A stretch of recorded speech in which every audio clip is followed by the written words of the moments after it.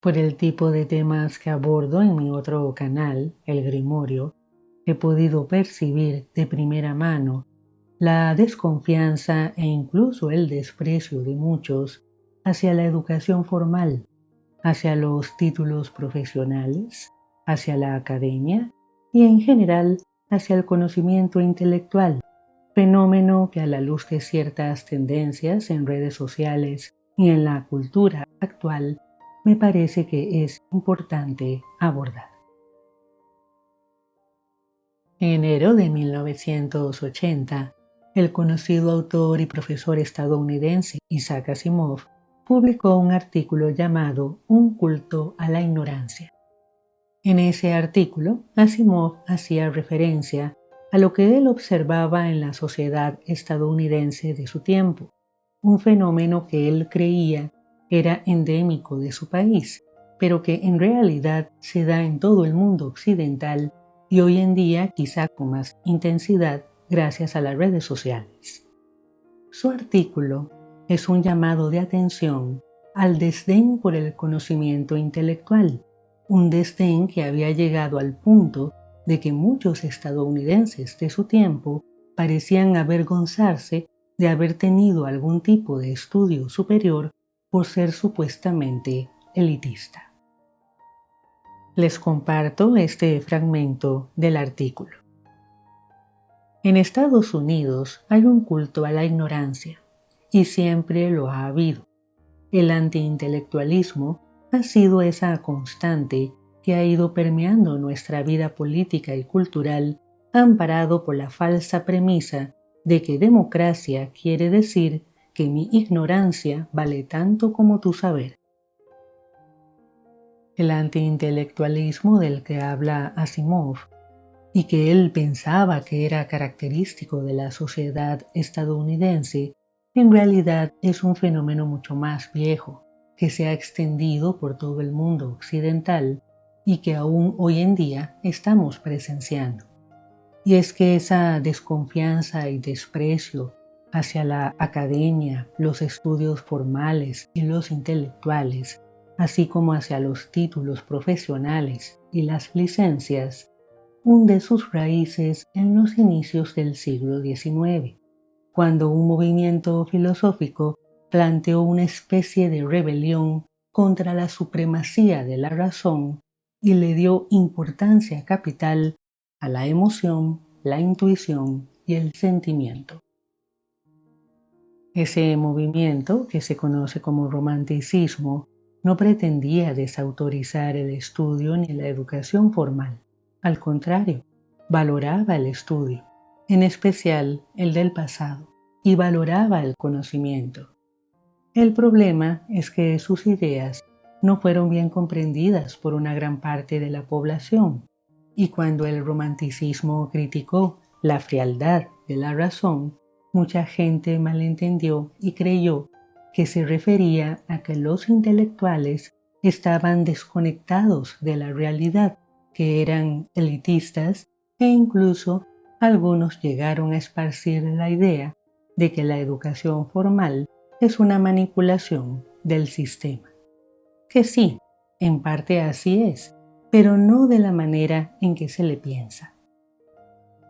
Desafortunadamente, cuando se establece un orden social, una parte de las ideas y valores que lo caracterizan es determinada por quienes tienen el control, y de una manera u otra usan el discurso oficial para mantener ese control vigente.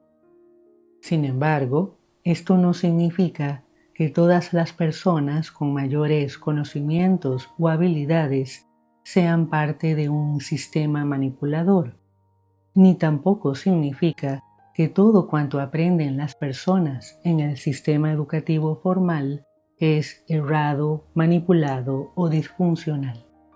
No es así. Gran parte de lo que la educación formal provee es válido y funciona precisamente para poder alterar el sistema de poderes del orden social, como ha sucedido en muchos lugares.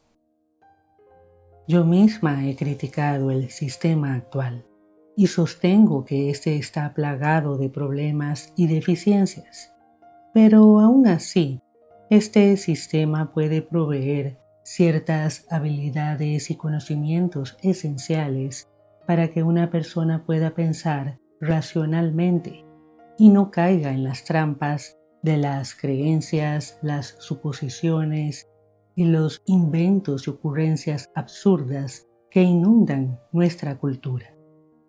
Ahora, que muchos queden atrapados en lo que aprendieron o mal aprendieron en sus salones de clase y no se cuestionen lo aprendido, ya eso es un asunto individual que solo el propio individuo puede resolver.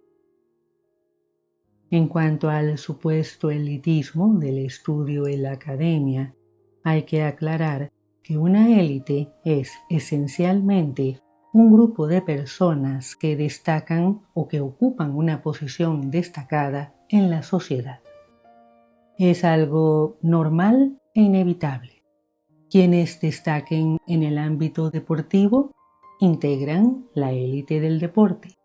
Quienes destaquen en el ámbito comercial o político integran la élite económica o política. Quienes destaquen en el ámbito artístico, intelectual o académico integran esa élite. Ahora, ¿cómo se comportan las élites?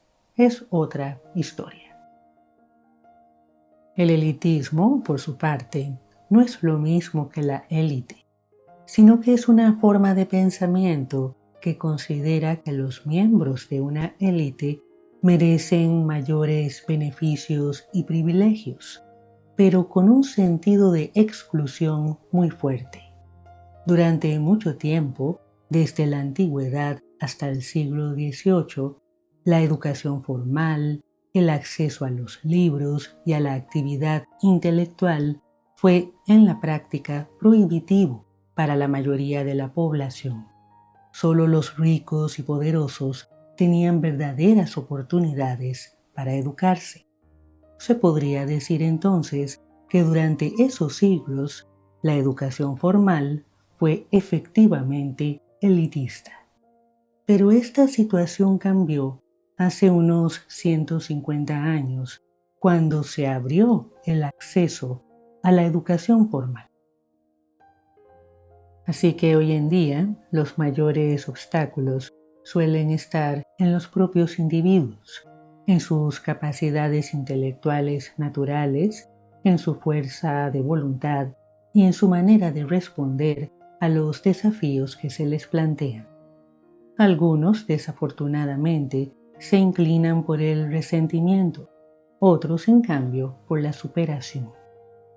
En cuanto a los títulos profesionales y académicos, es importante entender que estos son solo medios para demostrar que una persona ha reunido al menos un mínimo de habilidades y conocimientos necesarios para emprender cierto tipo de profesión o investigación. Esto no quiere decir que uno no pueda trascender la educación formal que recibió en un principio. Cualquier persona puede profundizar en el estudio de cualquier campo más allá de su titulación. Sin embargo, una educación autodidacta no es igual si se parte de la nada o de lo poco y desordenado que si se parte de una sólida y estructurada educación de base, incluso si se quiere cuestionarla. No puedes cuestionar ni tampoco innovar en un campo si no lo conoces primero.